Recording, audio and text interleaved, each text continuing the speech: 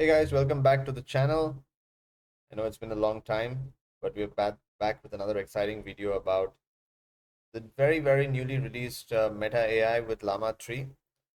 In this video, we're going to have a small demonstration of how Meta AI works on the web. Uh, what does it do, and whether it's good and on par with other models or not. We'll make a slide comparison and see. So hopefully you're excited to try this out yourselves. And once you do later on, do let me know in the comments how you like Meta AI over other tools as well. Right, let's get straight into it. So, as I was mentioning earlier, this just came out a couple of days ago, and Meta AI came across WhatsApp, Instagram, and Facebook as an assistant integrated right into the application. And in each of these different applications, you can ask Meta AI, different things, just like you would ask ChatGPT. You can also ask it to generate images and then use it in your chats, in your comments, and in your conversations. Pretty cool. So Meta AI says that this is one of the uh, models that's leading in the market today, the Llama 3 model, and it's very comparable or even better than other LLMs out there. And they primarily say that it's to be an assistant, a better assistant to uh, all the applications that it has. And as it's mentioned very clearly here, it says Meta AI is now one of the world's leading AI assistants, right? So you can try it out for yourself. It's available both on the phone and on the web, although some countries may not have it rolled out yet, so you can wait for it, but most of the countries do have it out as well. So this particular website gives you a bit of info of where Meta AI can be found, what you can do with it, so on and so forth. And at ai.meta.com, they've also spoken about their Llama 3 model, right? And they say it's the most capable open source LLM available to date, right? So we'll not go into the model and all its nuances and integrities in this video. I'll create a separate video for that. But today, let's look at meta.ai, which is the web version equivalent to ChatGPT or OpenAI, and what its capabilities are and what it can do, right? So first and foremost, you can have a conversation with Meta AI. You can ask questions, you can ask for it to do certain things, just like you would with ChatGPT. There are a few samples given here that you can start with. For example, you can ask it to simulate a mock interview. We'll get to the images later on. You can ask it to make you know your emails sound more professional, so on and so forth. Uh, let's say, for example, we ask a simple question: what can Meta AI do? So it's quite fast, and it gives you the answers as well as to what it can do in terms of being able to summarize, generate text, generate images, so on and so forth. Uh, so you can ask any question, right? So you can say, I am preparing for a data science interview. What questions can I expect? Right? Just a random question just to see its capability and what it can tell you.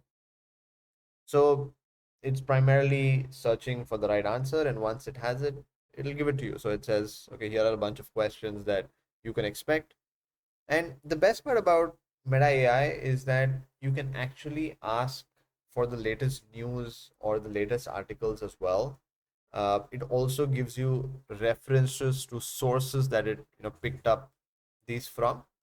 It can do this because it is integrated with Google and Bing, and it can bring you real time information. So if I ask, what is the latest news in AI today, then it'll go and in real time it'll fetch information from around the web. It'll tell you the information and it'll tell you where it picked up this information from. So it says new humanoid AI robot unveiled, so on and so forth. And if you click on view sources, it'll tell you that, okay, I got this information from news.sky.com, and you can click this and it'll take you to that link as well. All right. So pretty cool because it can read the web and bring in real-time information from the web. All right. That's one of the cool things about this. The other cool thing that Meta AI can do is it can create images, and it can do it quite fast as well. So it has something called the Imagine tab here, or the Imagine option. And when you click on that, you can then type in a text for it to generate an image, right? So for example, uh, let's say we want an image of football player uh, running with a soccer ball, right? Very simple sort of a prompt. And at one time, at any point in time, Meta AI is able to generate 4 images for you. And we'll have a look at all those 4 images once it comes up. So if I just click on this, give you a bigger picture of how it looks. This is in the first image. This is the second image it generated. This is the third image it generated. And this is the fourth image. Now, one of the cool things that you can do in Meta AI is you can actually animate these images. So it tries to create small movements or animations for you within that image, and you can see that here. For example, in this particular image that it created earlier, it created a very small animation of the person taking the ball forward, and it did the same with some of the other images here as well. So it's quite cool. So you can actually generate different images, you can then animate it and see what kind of animations you got. So you can do this on WhatsApp. So on WhatsApp, you'd have a small icon where you can ask Meta AI whatever you want. Same thing on Facebook. For any particular post, you can ask Facebook, hey, uh, can you give me more information about this post, so on and so forth. Same thing on Instagram. Uh, One of the cool things is, because all these applications are deeply integrated with each other, if we go back here, uh, what you can also do is, actually, maybe let's go back here. All right.